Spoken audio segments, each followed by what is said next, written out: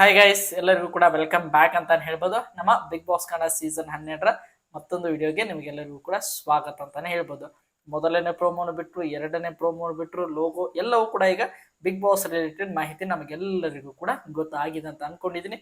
ಈಗ ಎಲ್ಲರೂ ಕೂಡ ಕೇಳ್ತಾ ಇರುವಂತ ಪ್ರಶ್ನೆ ಏನಪ್ಪಾ ಅಂದ್ರೆ, ಅದು ನಮ್ಮ ಬಿಗ್ ಬಾಸ್ ಕನ್ನಡ ಸೀಸನ್ 12ರ ಕಂಟೆಸ್ಟೆಂಟ್ಗಳ ಅಪ್ಡೇಟ್ ಬಗ್ಗೆ ಲಿಸ್ಟ್ ಕೊಡಿ ಅನ್ನುವಂತ ಮಾಹಿತಿಯನ್ನು ಎಲ್ಲರೂ ಕೂಡ ಕೇಳ್ತಾ ಇದ್ದಾರೆ. ಅದಕ್ಕೆ ಸಂಬಂಧಪಟ್ಟಂತೆ ಒಂದು ಆಲ್ಮೋಸ್ಟ್ ಆಲ್ ಎಲ್ಲರೂ ಕೂಡ ಈ ಒಂದು ವಿಡಿಯೋದಲ್ಲಿ ಪಾರ್ಟ್ 1 ಹಾಗೆ ಪಾರ್ಟ್ 2 ಎರಡು ವಿಡಿಯೋಗಳನ್ನು ಮಾಡ್ತೇನೆ. ಇವರೆಲ್ಲರೂ ಕೂಡ 100% ಕನ್ಫರ್ಮ್ ಇರುವಂತಹ ಸ್ಪರ್ಧಿಗಳಂತಾನೆ ಹೇಳ್ಬೋದು. ಮೊದಲನೇ ಒಂದು ವಿಡಿಯೋದಲ್ಲಿ ಆಲ್ಮೋಸ್ಟ್ ಆಲ್ ಒಂದು 10 ಜನರ ಬಗ್ಗೆ ಕನ್ಫರ್ಮ್ಡ್ ಸ್ಪರ್ಧಿಗಳ ಬಗ್ಗೆ ಅಪ್ಡೇಟ್ ಸಿಕ್ಕಿದೆ. ಆ ಒಂದು 10 ಜನ ಸ್ಪರ್ಧಿಗಳ ಬಗ್ಗೆ ಈ ಒಂದು ವಿಡಿಯೋದಲ್ಲಿ ತಿಳಿಸ್ತೀನಿ. ಇನ್ನು ಉಳಿದಿರುವಂತಹ ಇನ್ನು 8 ಜನ ಸ್ಪರ್ಧಿಗಳ ಬಗ್ಗೆ ಎರಡನೇ ವಿಡಿಯೋದಲ್ಲಿ ತಿಳಿಸ್ತೀನಿ. ಅದಕ್ಕೋಸ್ಕರ ಚಾನಲ್ಗೆ ಸಬ್ಸ್ಕ್ರೈಬ್ ಮಾಡಿ ಇಟ್ಕೊಂಡಿರಿ. ನಾವು ಮಾಡುವಂತ ಪ್ರತಿಯೊಂದು ವಿಡಿಯೋಗಳು ಕೂಡ ನಿಮಗೆ ಬಂದು ಬೇಗನೆ ತಲುಪ್ತವೆ ಅಂತ ಹೇಳ್ಬೋದು. ಮೊದಲರಲ್ಲಿ 10 ಜನ ಕಂಟೆಸ್ಟೆಂಟ್ಗಳು ಬಗ್ಗೆ ಇವರು 100% ಕನ್ಫರ್ಮ್ ಆಗಿ ಬಂದೇ ಬರ್ತಾರೆ ಅನ್ನುವಂತ ಮಾಹಿತಿ ಬಂದಿದೆ. ಅದರಲ್ಲಿ ಮೊದಲನೇ ಸ್ಪರ್ಧಿ ಬಗ್ಗೆ ನೋಡ್ತಾ ಹೋಗೋಣ. ಇವರ ಹೆಸರು ಸಾಗರ್ ಬಿಳಿಗೌಡ ಅಂತಾನೆ ಹೇಳ್ಬೋದು. ನಿಮಗೆಲ್ಲರಿಗೂ ಕೂಡ ಗೊತ್ತಿರೋ ಹಾಗೆ ಜಿ ಕನ್ನಡದಲ್ಲಿ ಪ್ರಸಾರವಾಗ್ತಿದ್ದಂತಹ ಸತ್ಯ ಸೀರಿಯಲ್ ನ ನಟ ಅಂತಾನೆ ಹೇಳ್ಬೋದು. ಈಗಾಗಲೇ ಆ ಒಂದು ಸೀರಿಯಲ್ ನ ನಟಿ ಗೌತಮಿ ಜಾಧವ್ ಅವರು ಸೀಸನ್ 11ಗೆ ಬಂದಿದ್ರು. ಈಗ ಅದೇ ಸೀರಿಯಲ್ ನ ನಟ ಸಾಗರ್ ಬಿಳಿಗೌಡ ಅವರು ಸೀಸನ್ 12ಕ್ಕೆ ಎಂಟ್ರಿ ಕೊಡ್ತಾ ಇದ್ದಾರೆ. ನೋಡ್ಲಿಕ್ಕೆ ಸ್ಮಾರ್ಟ್ ಹಾಗೆ ಒಳ್ಳೆ ಹ್ಯಾಂಡ್ಸಮ್ ಇರುವಂತಹ ಒಬ್ಬ ಆಕ್ಟರ್ ಅಂತಾನೆ ಹೇಳ್ಬೋದು. ಒಳ್ಳೆ ಫಿಟ್ನೆಸ್ ಕೂಡ ಇವರಿಗೆ ಇದೆ. ಒಂದು ರೀತಿಯಾಗಿ ಆಲ್ಮೋಸ್ಟ್ ಆಲ್ ಒಂದು ವಿನ್ನರ್ ಮೆಟೀರಿಯಲ್ ಅಂತಾನೆ ಹೇಳ್ಬೋದು. ಆ ಒಂದು ಎಲ್ಲ ಕ್ವಾಲಿಟೀಸ್ ಇವರಿಗೆ ಇರೋದ್ರಿಂದ ಇವರು ಮೊದಲನೇ ಕಂಟೆಸ್ಟೆಂಟ್ ಆಗಿ ನಮ್ಮ ಬಿಗ್ ಬಾಸ್ ಕನ್ನಡ ಸೀಸನ್ 12ಗೆ ಆಯ್ಕೆ ಆಗಿದ್ದಾರೆ ಎನ್ನುವಂತ ಪಕ್ಕಾ ಮಾಹಿತಿ ಬಂದಿದೆ. ಇವರು ಮೊದಲನೇ ಕಂಟೆಸ್ಟೆಂಟ್ ಅಂತಾನೆ ಹೇಳ್ಬೋದು. ಇನ್ನು ಎರಡನೇ ಕಂಟೆಸ್ಟೆಂಟ್ ಅಂದ್ರೆ ಸ್ವಾತಿ ಅಂತಾನೆ ಹೇಳ್ಬೋದು. ಇವರೊಬ್ಬರ ಓಲ್ಡ್ ಸೀರಿಯಲ್ ಆರ್ಟಿಸ್ಟ್, ಹಾಗೆ ಆಲ್ಮೋಸ್ಟ್ 400ಕ್ಕಿಂತ ಹೆಚ್ಚು ಸೀರಿಯಲ್ ಮಾಡಿದ್ದಾರೆ ಅನ್ನುವಂತ ನ್ಯೂಸ್ ಇದೆ. ಅದು ನಿಜಾನ ಸುಳ್ಳು ಅಂತ ನನಗೆ ಅಷ್ಟೊಂದು ಗೊತ್ತಿಲ್ಲ. ಆದ್ರೆ ಇವರ ಸ್ಪೇಸ್ ಮಾತ್ರ ನೋಡಿದ್ದೀನಿ. ಇವರು ಹಲವಾರು ಸೀರಿಯಲ್ಗಳಲ್ಲಿ, ಈಗ ನಿನಾದನೆ ಅನ್ನುವಂಥ ಸೀರಿಯಲ್ ನಲ್ಲೂ ಕೂಡ ಇವರು ಇದ್ದಾರೆ ಅನ್ನುವಂತ ಮಾಹಿತಿ ಬಂದಿತ್ತು. ಆದ್ರೆ ಈಗ ಸದ್ಯ ಯಾವುದೇ ಸೀರಿಯಲ್ ಅನ್ನು ಮಾಡ್ತಾ ಇಲ್ಲ. ಆಲ್ಮೋಸ್ಟ್ ಆಲ್ ಇವರು ಸೀನಿಯರ್ ಆಕ್ಟ್ರೆಸ್ ಕ್ಯಾಟಗರಿಯಲ್ಲಿ ಬರುವಂತ ಸಾಧ್ಯತೆ ಇದೆ ನಮ್ಮ ಸ್ವಾತಿ ಮೇಡಮ್. ಇನ್ನು ಮೂರನೇ ಸ್ಪರ್ಧಿ ಸ್ಪಂದನಾ ಸೋಮಣ್ಣ ಅಂತಾನೆ ಹೇಳ್ಬೋದು. ಕರಿಮನಿಯ ಒಂದು ಸೀರಿಯಲ್ ನ ನಾಯಕಿ ನಟಿ ಅಂತಾನೆ ಹೇಳ್ಬೋದು. ಈಗ ಆ ಸೀರಿಯಲ್ ಮುಕ್ತಾಯಗೊಂಡಿದೆ. ಕಲರ್ಸ್ ಕನ್ನಡ ಕೋಟಾದಲ್ಲಿ ಇವರು ಮೂರನೇದಾಗಿ ಕನ್ಫರ್ಮ್ಡ್ ಆಗಿ ಬರ್ತಾ ಇರುವಂತಹ ಮೂರನೆಯ ಸ್ಪರ್ಧೆ ಅಂತಾನೆ ಹೇಳ್ಬೋದು. ಇದರಲ್ಲಿ ಆಲ್ಮೋಸ್ಟ್ ಆಲ್ ಒಬ್ಬ ಸೀರಿಯಲ್ ನಟ, ಅದರ ಜೊತೆಗೆ ಎರಡನೇವರು old serial artist Swathi madam ಅವರು, ಮೂರನೇದಾಗಿ ಕೂಡ ಸ್ಪಂದನಾ ಸೋಮನ್ ಅವರು ಕೂಡ ಕಲರ್ಸ್ ಕನ್ನಡ ಕೋಟದ ಸೀರಿಯಲ್ ಆರ್ಟಿಸ್ಟ್ ಅಂತಾನೆ ಹೇಳ್ಬೋದು. ಇನ್ನು ನಾಲ್ಕನೇದಾಗಿ ನೋಡ್ತಾ ಹೋಗೋದಾದ್ರೆ ಭೂಮಿಕಾ ರಮೇಶ್ ಅಂತಾನೆ ಹೇಳ್ಬೋದು. ಇವರು ಕೂಡ ಆಲ್ಮೋಸ್ಟ್ ಆಲ್ ನಿಮಗೆಲ್ಲರಿಗೂ ಕೂಡ ಗೊತ್ತೇ ಇರ್ತದೆ. ನಮ್ಮ ಬ್ರೋ ಗೌಡ ಅವರ ಸೀರಿಯಲ್ ನ ಜೊತೆಗೆ ಎಲ್ಲರಿಗೂ ಕೂಡ ಗೊತ್ತಿರೋ ಲಕ್ಷ್ಮೀ ಬಾರಮ್ಮ ಅನ್ನುವಂತ ಒಂದು ಸೀರಿಯಲ್ ನ ನಾಯಕಿ ನಟಿ ಅಂತಾನೆ ಹೇಳ್ಬೋದು. ಅದರ ಜೊತೆಗೆ ಇವರಿಗೆ ತೆಲುಗುನಲ್ಲಿ ಕೂಡ ಹಲವಾರು ಸೀರಿಯಲ್ ಗಳನ್ನು ಮಾಡೋದ್ರ ಮೂಲಕ ತುಂಬಾನೇ ಫೇಮಸ್ ಆಗಿದ್ದಾರೆ. ಅದರ ಜೊತೆಗೆ ನಿಮಗೆಲ್ಲರಿಗೂ ಕೂಡ ಗೊತ್ತಿರೋ ಹಾಗೆ ಇವರೊಬ್ಬರು ಒಳ್ಳೆ ಡಾನ್ಸರ್ ಕೂಡ ಅಂತಾನೆ ಹೇಳ್ಬೋದು. ಇವರು ಕೂಡ ಕಲರ್ಸ್ ಕನ್ನಡ ಕೋಟಾದ ಮೂಲಕವೇ ನಮ್ಮ ಬಿಗ್ ಬಾಸ್ ಕನ್ನಡ ಸೀಸನ್ 12ಕ್ಕೆ ಎಂಟ್ರಿ ಕೊಡ್ತಾ ಇದ್ದಾರೆ ಅನ್ನುವಂತ ಮಾಹಿತಿ ಬರ್ತಾ ಇದೆ. ಆಲ್ಮೋಸ್ಟ್ ಒಂದು 17ರಿಂದ 18 ಜನ ಸ್ಪರ್ಧಿಗಳಿದ್ರೆ ಆಲ್ಮೋಸ್ಟ್ ಅದರ 8ರಿಂದ 9 ಜನ ಸೀರಿಯಲ್ ಕೋಟಾದವರು ಇರ್ತಾರೆ. ಅದರಲ್ಲಿ ಆಲ್ಮೋಸ್ಟ್ 1ರಿಂದ 2 ಜಿ ಕನ್ನಡದಲ್ಲಿ ಇದ್ರೆ ಉಳಿದವರು ಎಲ್ಲರೂ ಕೂಡ ಕಲರ್ಸ್ ಕನ್ನಡದಿಂದಲೇ ಪಿಕ್ ಮಾಡಿರ್ತಾರೆ ಅಂತಾನೆ ಹೇಳ್ಬೋದು. ಅದೇ ಕ್ಯಾಟಗರಿಯಲ್ಲಿ ಬರುವಂತಹ ಒಬ್ಬ ಆರ್ಟಿಸ್ಟ್ ಅಂದ್ರೆ ಅದು ಭೂಮಿಕಾ ರಮೇಶ್ ಅಂತಾನೆ ಹೇಳ್ಬೋದು. ಇವರು 4ನೇದಾಗಿರುವಂತಹ ಕನ್ಫರ್ಮ್ ಸ್ಪರ್ಧಿ. ಇನ್ನು 5ನೇ ಸ್ಪರ್ಧಿ, ಈ ಸೀಸನ್ ಅಲ್ಲಿ ಇವರಿಗಿರುವಂತಹ ಬೇಡಿಕೆ ಅಷ್ಟಿಷ್ಟಲ್ಲ, ಅವರೇ ನಮ್ಮ ಗಿಲ್ಲಿ ನಟ ಅಂತಾನೆ ಹೇಳ್ಬೋದು.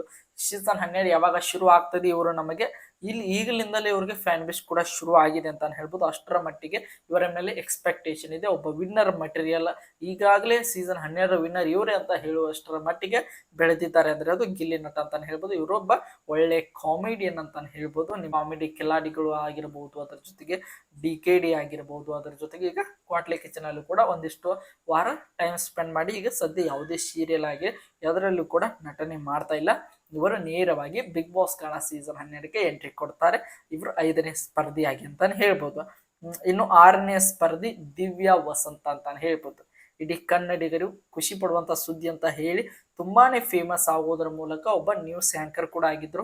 ಅದಾದ ನಂತರ ಗಿಲಿಗಲ್ಲಿ ಕೂಡ ಕೆಲವೊಂದಿಷ್ಟು ಕಾಮಿಡಿ ಮಾಡೋದ್ರ ಮೂಲಕ ಹೆಸರನ್ನು ಕೂಡ ಗಳಿಸಿದ್ರು. ಅದಾದ ನಂತರ ಇವರ ಮೇಲೆ ತುಂಬಾನೇ ನೆಗೆಟಿವ್ ಆಗಿ ಪರಿಣಾಮ ಬೀರ್ತು. ಹಲವಾರು ಕಾಂಟ್ರವರ್ಸಿಗಳು ಕೂಡ ಇನ್ವಾಲ್ವ್ ಆಗಿದ್ದಾರೆ. ಈಗ ಸದ್ಯ ಯಾವುದೇ ರೀತಿಯಾಗಿ ಕಾಮಿಡಿ ಶೋ ಆಗಿರ್ಬೋದು, ನ್ಯೂಸ್ ಆಂಕರಿಂಗ್ ಆಗಿರ್ಬೋದು, ಯಾವುದನ್ನು ಕೂಡ ಮಾಡ್ತಾ ಇಲ್ಲ. ಆಲ್ಮೋಸ್ಟ್ ಅಲ್ಲಿ ಇವರೊಂದು ಯೂಟ್ಯೂಬ್ ಚಾನಲ್ ಅನ್ನು ಮಾಡ್ಕೊಂಡು ಸದ್ಯ ಒಂದು ಸಣ್ಣದಾಗಿ ಈಗ ಒಂದು ಯೂಟ್ಯೂಬ್ ನಲ್ಲಿಯೇ ಕೆಲವೊಂದಿಷ್ಟು ನ್ಯೂಸ್ ಅಪ್ಡೇಟ್ಗಳನ್ನು ಕೊಡ್ತಾರೆ ಅನ್ನೋಂಥ ಮಾಹಿತಿ ಬರ್ತಾ ಇದೆ.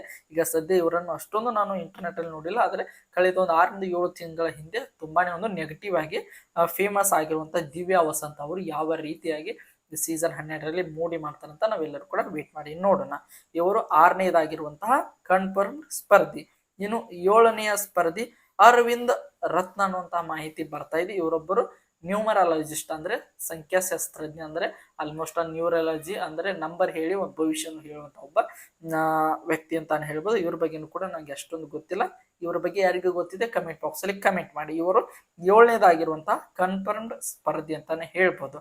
ಇನ್ನು ಅದರ ಜೊತೆಗೆ 8ನೇ ಸ್ಪರ್ಧೆ ಅಂತಾನೆ ಹೇಳ್ಬೋದು. ಇವರ ಮೇಲೂ ಕೂಡ ತುಂಬಾನೇ ಎಕ್ಸ್ಪೆಕ್ಟೇಷನ್ ಇರುವಂತಹ ಒಬ್ಬ ಸ್ಪರ್ಧೆ ಅಂದ್ರೆ ಅದು ನಮ್ಮ ದಿಲೀಪ್ ಶೆಟ್ಟಿ ಅಂತಾನೆ ಹೇಳ್ಬೋದು. ಇವರ ಬಗ್ಗೆ ಇವರು ಕೂಡ ತುಂಬಾನೇ ಸೀರಿಯಲ್ಗಳನ್ನು ಮಾಡಿದ್ದಾರೆ. ಅದರಲ್ಲಿ ಇತ್ತೀಚೆಗೆ ಫೇಮಸ್ ಆಗಿದ್ದು ನಿನಾದೇನ ಅನ್ನುವಂಥ ಸೀರಿಯಲ್ ಅಂತಾನೆ ಹೇಳ್ಬೋದು. ಈಗ ನಿಮಗೆಲ್ಲರೂ ಕೂಡ ಗೊತ್ತಿರೋ ಹಾಗೆ ಈ ಸೀರಿಯಲ್ ಒಂದು ಸ್ಟಾರ್ ಸುವರ್ಣದಲ್ಲಿ ಪ್ರಸಾರ ಆಗ್ತಾ ಇತ್ತು. ಅದು ಕೂಡ 1 ರಿಂದ 1.5 ತಿಂಗಳ ಹಿಂದೆ ಅಷ್ಟೇ ಮುಕ್ತಾಯಗೊಂಡಿತ್ತು. ಈಗ ಸದ್ಯ ಇವರು ಕ್ವಾಡ್ಲೆ ಕಿಚನ್ ಅನ್ನುವಂತಹ ಕಲರ್ಸ್ ಕನ್ನಡದಲ್ಲಿ ಪ್ರಸಾರವಾಗ್ತಾ ಇರುವಂತಹ ಒಂದು ಶೋನಲ್ಲಿ ಕೂಡ ಇದ್ದಾರೆ. ಈ ಒಂದು ಶೋ ಬಿಗ್ ಬಾಸ್ ನ ಹಿಂದಿನ ವಾರದಲ್ಲಿ ಗ್ರ್ಯಾಂಡ್ ಫಿನಾಲೆ ಇರೋದ್ರಿಂದ ಆ ಶೋ ಬಿಗ್ ಬಾಸ್ ಬರೋದ್ರೊಳಗೆ ಮುಕ್ತಾಯಗೊಳ್ಳುತ್ತದೆ. ಅದರ ಜೊತೆಗೆ ದಿಲೀಪ್ ಶೆಟ್ಟಿ ಅವರು ಕನ್ಫರ್ಮ್ ಆಗಿರುವಂತಹ ಸ್ಪರ್ಧೆ ಆಗಿರೋದ್ರಿಂದ ಇವರು ಕೂಡ ಸೆಪ್ಟೆಂಬರ್ 28ರ ತಾರೀಕಿನಂದು ನಮ್ಮ ಬಿಗ್ ಬಾಸ್ ಮನೆಗೆ ಎಂಟ್ರಿ ಕೊಡ್ತಾನೆ ಅಂತಾನೆ ಹೇಳ್ಬೋದು.